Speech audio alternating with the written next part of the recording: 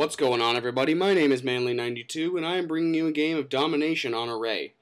Now, this is a bit of a special gameplay and a bit of a special commentary, because what I have planned for the commentary is the Call of Duty Awards. Now, as you probably already know, I did my COD Revival series, and I played through every single of the old CODs that had multiplayer, so that was COD 4, COD World at War, Modern Warfare 2, and then Black Ops. So, well, I played Black Ops before, but, so this gameplay isn't from my COD series Revival. This is a little bit of sniping gameplay, pre-patch that I did, well, pre the most recent patch, of sniping, so, I was still at a bit of a disadvantage, but I felt that this was a good gameplay, and, I thought I'd show you a little bit of sniping, because I did show sniping from every other gameplay, except for Modern Warfare 2, but that's for a different reason. But, so, let's get right into the COD Awards here. The best single-player campaign for out of all the Call of Duties was definitely COD 4.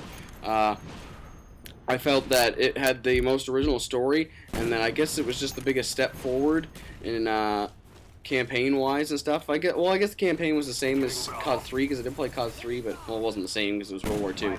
But I mean, impact-wise, it was pretty close to the same, but it definitely had some good characters, good story, and I think that it was better than the continuation that it did in Modern Warfare 2. I don't know, I just like the original way it was, and it had a lot of memorable missions. Like, the sniping mission, by far, was my favorite mission in any Call of Duty so far. But, anyway, the most memorable character in a single game, so he made a one-game appearance, was Ghost from Modern Warfare 2.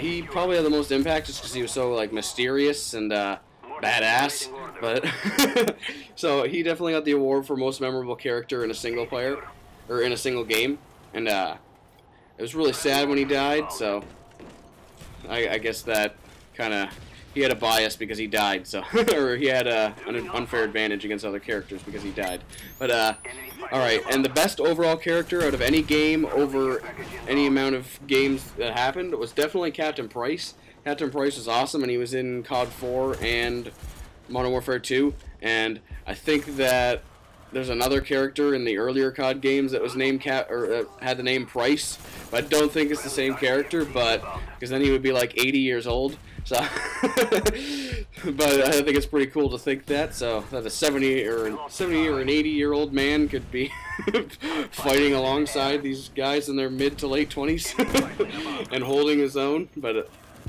yeah, I don't think it's the same character. But still, he was definitely the best character out of COD 4 and Modern Warfare 2.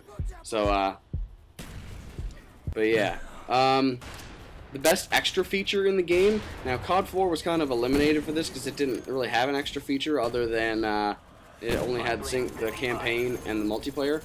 But and so this award goes to World at War for the Nazi zombies. Now, I know Black Ops has Nazi zombies, but well, it's just zombies. But it was really innovative how they included that in World at War, and a lot of people didn't expect it. And it was really good, and it was really addicting.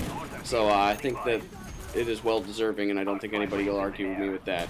And Spec Ops and Modern Warfare 2, come on, it wasn't that good. But now on to the multiplayer awards. So these are strictly, these are getting more, or less vague and more direct. But the best assault rifles overall, and the best assault rifle out of them from that game. It was COD 4 was the game with the best assault rifles in my opinion, and the best assault rifle was the M16. You cannot argue that the M16, it might have been, some people would say it's overpowered, but it was definitely one of the best assault rifles in any COD game, and stands out for that reason. The best SMGs, definitely World at War. Pretty much you had to use an SMG if you wanted a full auto gun. Just the way, because there wasn't really like full auto assault rifles back in Second World War, so I think that that gets the award. Plus, if you think about a game that everyone was using SMGs, it's definitely World at War.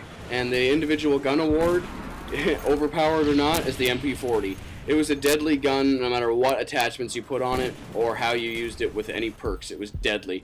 But so yeah, it's definitely deserving of that award.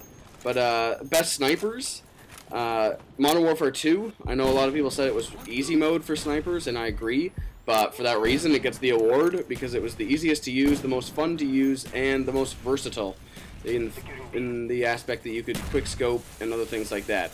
So, and best individual gun goes to the intervention.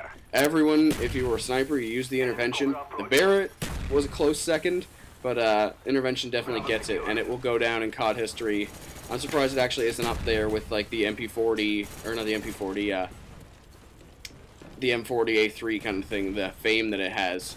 But anyway, the best connection, so the best overall like internet connection regarding like servers and partying up is definitely Modern Warfare 2. I have a bad connection, and so it was definitely the easiest game to connect to people like my friends for a party, and it was also the easiest to get into a game, and it was also had the least amount of like lag outs and host migrations, although there were a lot of them, but it was definitely the least out of any COD game.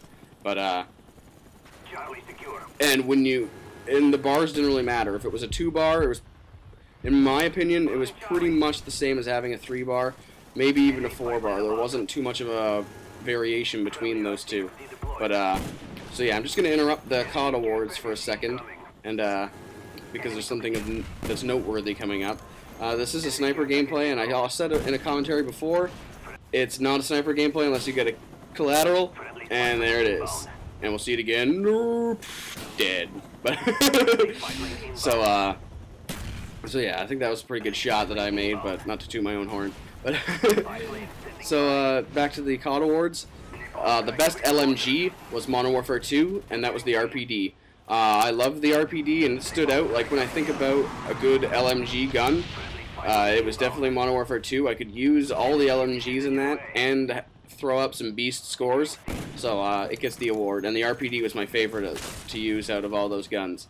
Although the M60 and the Stoner are making it hard for me to say that, so Black Ops gets honorable mention for that category. But Black Ops will get its due coming up. Best shotguns, primary, so no shotgun secondaries, that doesn't count. But it was definitely Black Ops, and the best shotgun in Black Ops is the Stakeout. If it weren't for the Spaz, I would say the Stakeout is the standout shot, or the Spaz in Modern Warfare 2 is your secondary. I'd say the Stakeout was the best shotgun to ever be in a Call of Duty game. It's the most, because COD 4 and World at War, you could not, like, if you used a shotgun, you were begging to die. But just the trench gun, its range was pretty low, and the double barrel suffered from the same problem that the Olympia has. So it was not really practical to use a shotgun in that game, especially with the easy sniping and the SMGs. So Black Ops Stakeout gets the best award for best primary shotgun. The most balanced guns in a game go to World at War. I know people are saying the Black Ops is the most balanced game, but we're talking about guns. The most, like, and you could use a gun and be successful with it. That was World at War. So you can use some guns like the Olympia, some submachine guns, and not be able to do anything no matter how good of a player you are in Black Ops. So it doesn't get the most balanced for gun-wise. That goes to World at War. But the most balanced perks go to Black Ops. There isn't, like, other than Ghost people are complaining about, there isn't really a standout perk that can be blamed for a lot of things. Like, I understand, like, people complain about Ghost and Second Chance, but they're not game-breaking the way they are. I guess some people would argue that, but in my opinion, they are not. So the most balanced perks go to Black Ops.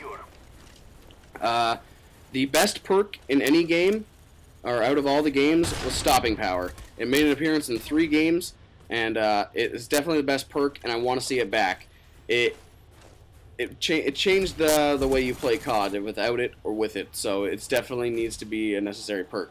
The worst perk in all Call of Duties was Last Stand, Final Stand, or Second Chance, whatever you want to call it. The perk where you fall down, scratch your testicles, and shoot somebody with your pistol.